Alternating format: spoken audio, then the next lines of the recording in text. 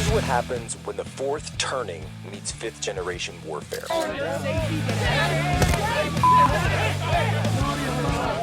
A commentator, international social media sensation, and former Navy intelligence veteran. This is Human Events with your host, Jack Posobiec. Christ is king.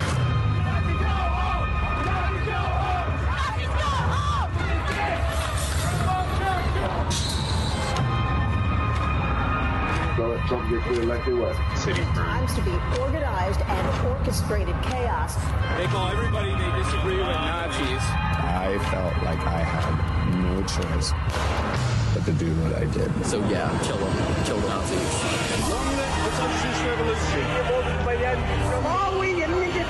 When conditions become right, people do get the opportunity to change the whole system through a revolutionary struggle.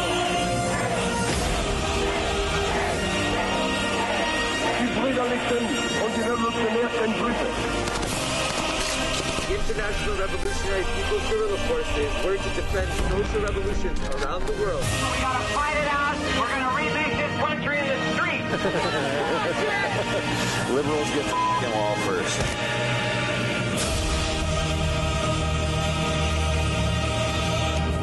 Someday, we gotta knock those motherfuckers who control this thing right on their ass. Ladies and gentlemen, welcome aboard today's edition of Human Events Daily. Today is September 18th, 2025, Anno Domini. As you can see, I'm here in the Charlie Kirk Studio, Phoenix, Arizona. Got Charlie's mic, Charlie's seat, and indeed, Rush Limbaugh's golden EIB microphone sits right here next to me. But we're here on a mission because we've got work to do. President Trump has made the announcement, executive order will be forthcoming. Antifa is to be designated a domestic terrorist organization. Now, of course, the same ridiculous voices on the left are running around telling you there's no such thing as Antifa. Antifa doesn't exist. Antifa is just a figment of some right-wing imagination, some right-wing fever dream. Well, that's very interesting because, you see, I've got thousands upon thousands of hours of video, of documentary evidence, of network information that we put out into an entire book. I wrote about the Antifa, stories from within the Black Bloc in 2021. I infiltrated Chaz in 2020. I was there when Raz Simone loaded his 9mm and was racing against people, drawing weapons in the midst of all of this. Gone up against Antifa time and time and time again. So today we're going to talk all about the Antifa. Who are they? What are they? Where did they come from? Where are they now? And it's very simple.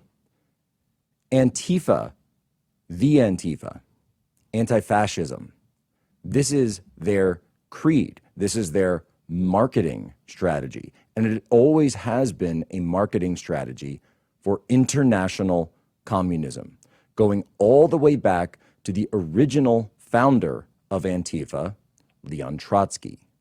The Bolsheviks were the founders of Antifa. Antifa was meant to be the international arm of the communist revolution. And the initial Antifa cells were funded and sourced from the Comintern, the Communist International, and KGB elements, where 1930s Germany and 1930s Spain. This led to destabilization of the Weimar Republic, as well as destabilization efforts in Spain that broke out into the Spanish Civil War, which was completely supported by the communists. And it has always been such. It's pretty simple. They label their opponents fascists and then say that they are the anti-fascists fighting against them. but they're just communists. And they always have been. And I could sit here for hours going through chapter and verse of how this works. And we need to understand that.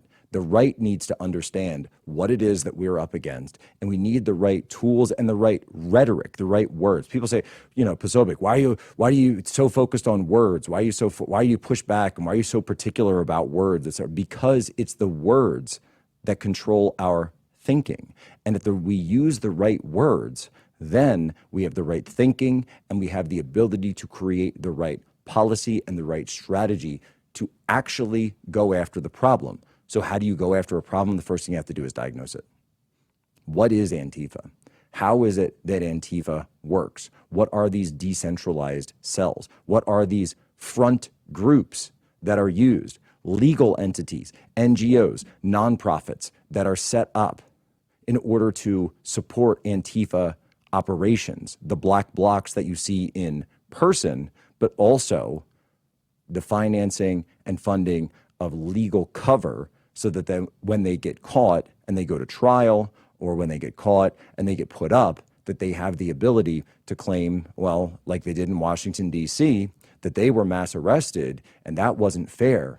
So then those charges got dropped. They sued with the help of the ACLU, and the city of Washington gave them $1 million after they attacked President Trump's inauguration in Disrupt J20, his first in 2016, 2017, and attacked my party, the Deplorable.